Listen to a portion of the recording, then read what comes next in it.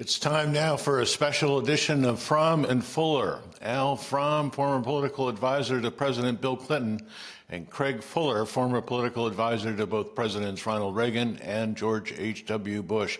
Good morning, all. Craig, I can only imagine the pressure that was on Vice President Harris before she went out last night to finish off the Democratic convention. We were eager to get both of your opinions on this, but how do you think she did? What was the benchmark you were looking for? You know, the stakes were very high. The pressure is huge before you go out. But also imagine this. She had 4 weeks, only 4 weeks, to really think about this and compose in her mind what she wanted to say. I'll answer the question, but one thing I want to say first, and that is I hope you, those who are listening, listen to this whole program. But I'm sure there's going to be a link below, and you really should spend 37 minutes and watch the entire speech. It was masterfully constructed. It was, I thought, a speech that did everything she needed to do and more. You know, she came out looking strong.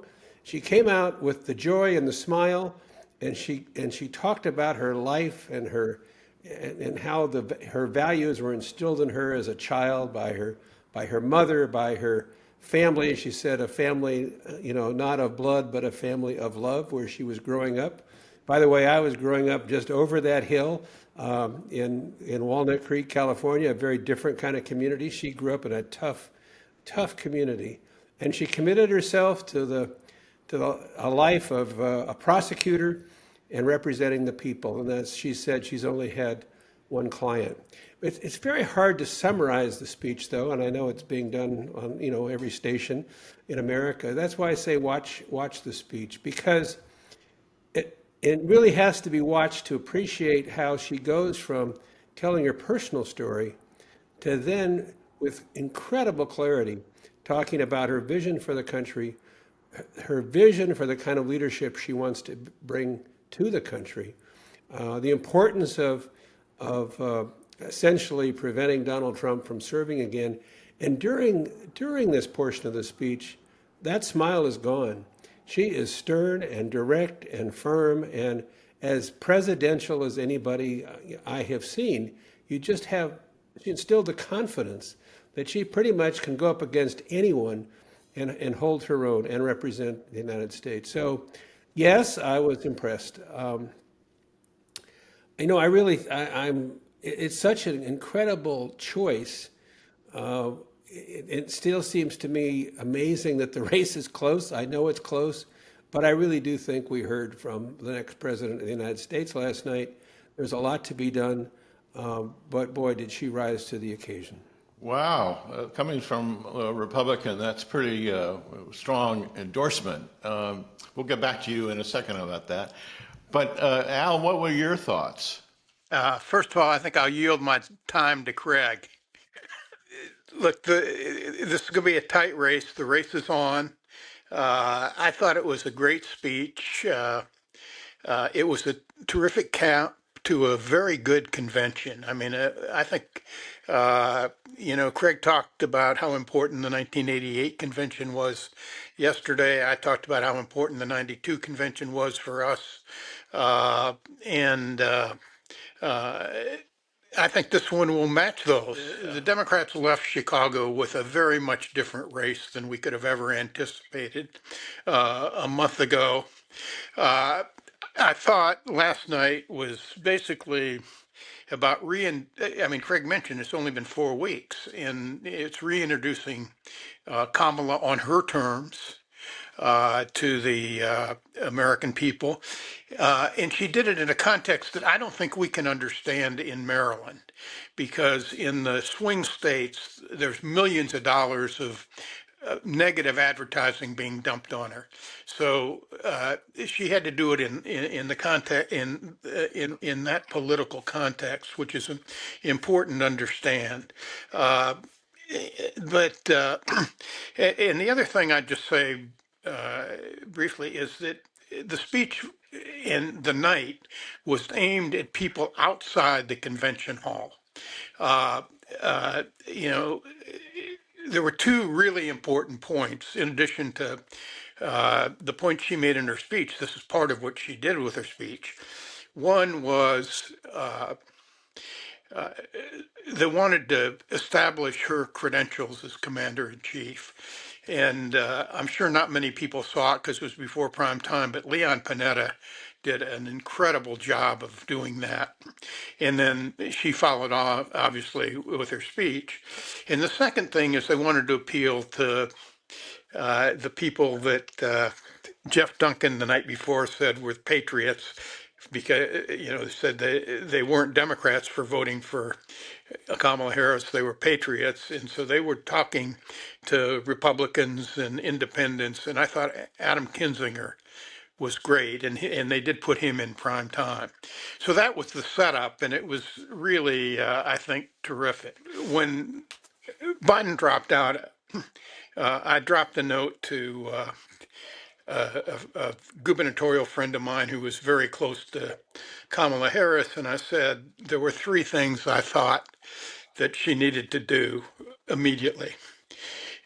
First, I thought she needed to sort of rein in all the identity politics talk. It's pretty obvious that she's a black Asian woman, and the Republicans were going to make that point. She didn't have to make it, didn't mention it once in the speech. Really important, really significant. But she's talking to every American, not just to this group or that. Second, I thought her main challenge was to define herself as bigger than people thought she was. And I suggested a speech that she should make. And to be honest with you, she came very close to making that speech last night. The point that was important was that we had come off of a Republican convention that just beat down America, that said how terrible as America is. We're a third-rate nation, all the nonsense that comes out of Trump's mouth. And I said, we got to recapture patriotism. We got to be the party of optimism and hope and tell people what a wonderful country we are and go back to the first principles of what are America: freedom, opportunity, community, service. And I think she hit all of that last night. I mean, and then the final thing is to draw the contrast with Trump, and I think she did it beautifully. So I think it was a very successful speech. It was a great convention. Craig said I was having too much fun yesterday, and I usually don't. I'm usually pretty serious about my politics, but it's nice to have a little joy brought back. I mean, we both worked for people who got elected president because they were optimistic and hopeful, and and even though we may have had different approaches with specific policies, we worked for guys who got up every morning with a smile on their face, thinking about how they're going to help their fellow Americans. And I think we saw that last night, and that's the most important quality you can have in a president of the United States. Craig, going back to Republicans, and I was hoping that I could call on you to channel your fellow Republicans that you know. And I guess the question is whether or not you would see a movement within a certain wing of the Republican Party that votes for the Democratic ticket just to reclaim their party. I mean, the one thing that could come out of this if Trump loses is probably a new Republican Party. It's a very good question. And in my mind, there's no doubt that group is there. The question is how big are they and how fast can they grow? We've talked before during the primaries and a lot about how even after Nikki Haley dropped out, she was getting 20% or more of the Republican vote in Republican primaries. And then we also talked about how many Republicans who had come out to vote in prior Republican primaries did not come out to vote for Trump when they had the chance. And to me, that was always significant. It always suggested that, yes, among those who were voting, the majority was clearly for Trump, in these primaries, but that there was certainly another group, I being one among them, who had serious reservations about him and we're looking for an alternative. When the Nikki Haley alternative went away, those supporters didn't go away. They stayed engaged. And so I think in that context, yes, there definitely are Republicans who may, and it was said last night, who may disagree frequently, perhaps even, with Kamala Harris's policies, but the kind of leadership she brings to the country, the dedication to all Americans, compels them to support her candidacy and her presidency. If that happens, the impact will, I think, be that after suffering the loss of in 2020, the midterm losses that Trump and his people faced, and now a third loss this cycle, I really do think it allows for a group to emerge and begin to rebuild the party more as a party and less as a group of people that some refer to as a cult. One more point on this, and that is the other thing that is going to be really significant is if the down ballot candidates, Republicans, suffer as a result of the way Trump is campaigning. In other words, if suddenly these races that are so close in the House and Senate turn towards Democrats, if the Democrats pick up the House and hold the Senate, there'll be enormous alarm. Because as we have said, there's nothing as powerful as job security for elected officials, and that'll get their attention and I think open the way for some change. Al, you have the last word. I want to just make a couple of points. There was a focus group that CNN did last night in Allentown, Pennsylvania, with 8 undecided voters, 5 of whom I believe were members of the UAW. They asked these voters how they'd grade the speech and whether it changed their mind about the election. And usually when they do these focus groups, it's a big muddle and you can't figure out what it really means. They try to get conclusions out of 2 people going here and 2 people going there and 2 people going here.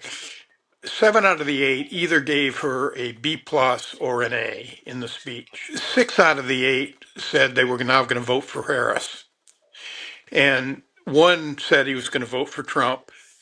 And 1 said she wasn't convinced she should vote. I thought that was an astonishing result. Now, will it last? Who knows? Just a thought about the question you asked Craig about rebuilding the Republican Party, because I had to do that after 1988 when Craig and his guys won 40 states for the third straight time, at least 40 for the third straight time.